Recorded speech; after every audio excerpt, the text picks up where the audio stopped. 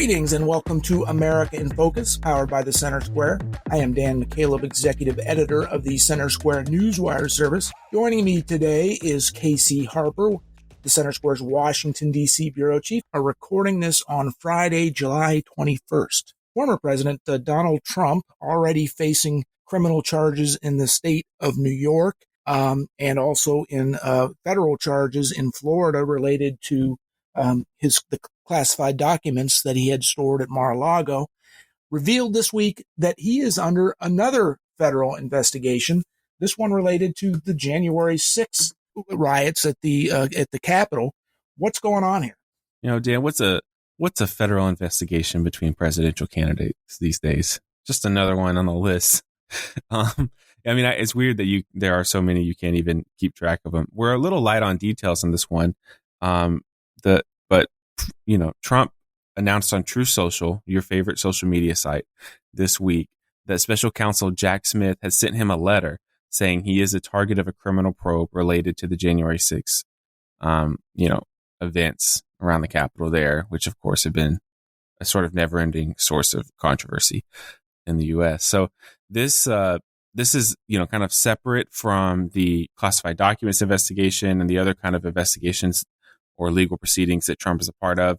The DOJ didn't immediately confirm it or give a lot of details on the kind of the nature of this, but it's a big development. We know that Trump could, you can kind of imagine the kind of things around insurrection, maybe some of the same things that he faced in the impeachment proceedings, which, where people basically said that he incited the insurrection, that he is responsible for it. Even calling it an insurrection is a little dubious too. I mean, what's the technical or the legal definition of that word?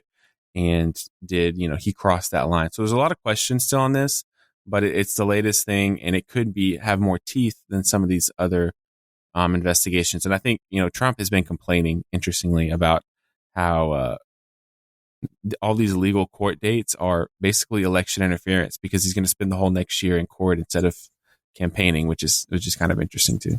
Yeah, let me quote directly from part of his Truth Social post regarding this latest investigation. I won't go into the details where he name calls the prosecutor, but essentially said the Department of Justice sent a letter, quote, stating that I am a target of the January 6th grand jury investigation and giving me a very short 4 days to report to the grand jury, which almost always means an arrest and indictment. So President Trump, at least on his social media account, says he expects to be arrested and charged in that crime. Right. Or in that case, there's a fourth investigation going on that we know of in Georgia related to his trying to say the 2020 election was rigged against him and then trying to influence the outcome of Georgia's vote. He's running for president, as you mentioned. Joe Biden, the current president, whose Department of Justice is investigating Donald Trump, is running for president. It's crazy.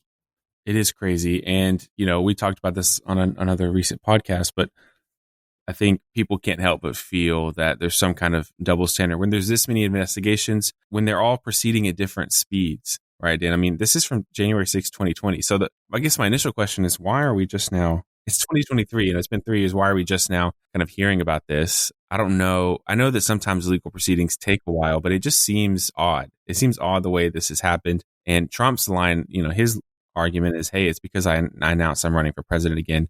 And I'm the front runner. And now suddenly I have classified documents charges. Suddenly I have January 6 charges. Now the other side would say, Trump has always had problems with corruption and everyone he's hired has been dubious and he's done all kinds of sketchy things. No wonder this is all coming back. The chickens are coming home to roost, essentially. But I think we'll have to see more of what these charges look like. But as you said, it's piling up. Right. And it's July 2023. Mm-hmm. The first presidential primaries are in January 2024. There are debates scheduled. There are obviously campaign season has already. So all of these investigations and all of these revelations are going to be ongoing during the heaviest part of the presidential campaign. It's going to be interesting. Certainly there's going to be plenty of more developments. We'll just have to see how it plays out. Anything to close with, Casey? Yeah, I mean, I will just chime in on the political angle here. I think in the primary, this does nothing bad for him. Maybe it helps him.